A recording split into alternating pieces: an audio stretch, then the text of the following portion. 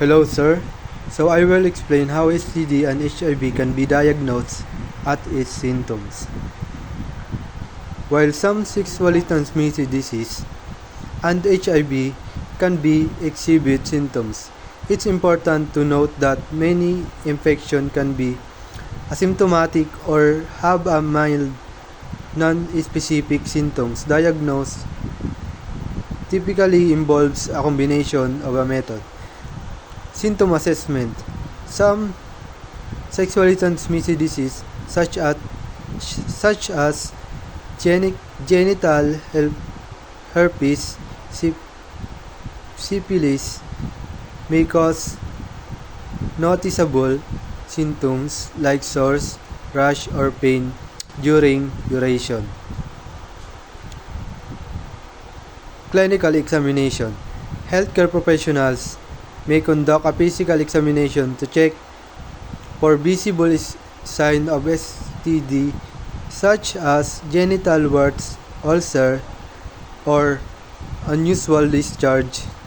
However, not all infections are externally visible. Laboratory tests.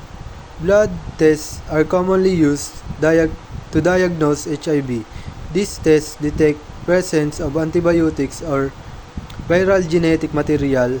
Specific blood, urine, or swab tests are employed to diagnose other STD. For example, polymerase chain reaction (PCR) tests can identify the DNA in certain pathogens. Screening tests. Regular screening is recommended for both STD and HIV, especially for individuals engaging in high-risk behavior. Screening involves testing even the absence of symptoms to detect infection early. Partner notification. If an individual diagnosed with an STD, healthcare providers may encourage notifying sexual partner so that they can also get tested and receive appropriate treatment. Prevention counseling.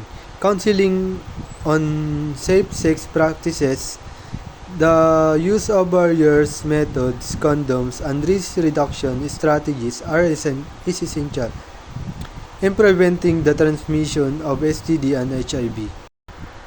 What are the ways seafarers must do to become healthy on board and how they can prevent STD and HIV?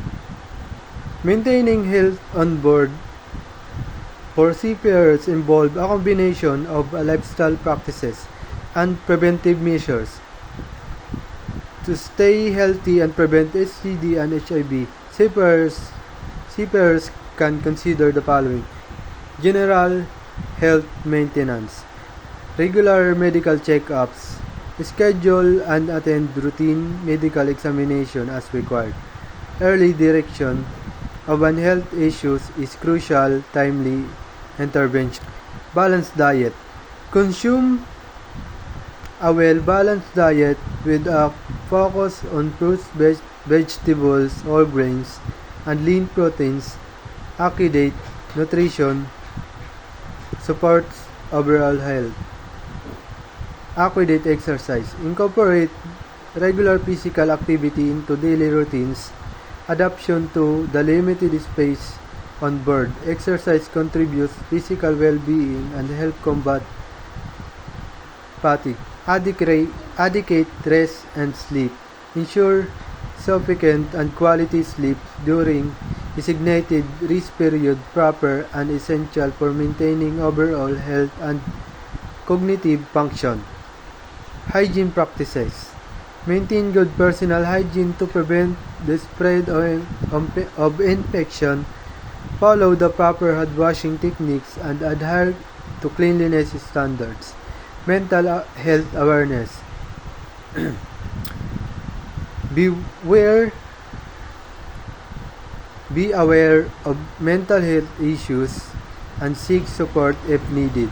Long period away from home is isolation can contribute to stress anxiety, or depression.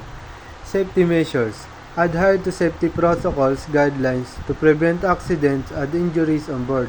This includes proper use of personal protective equipment and participation in safety drills.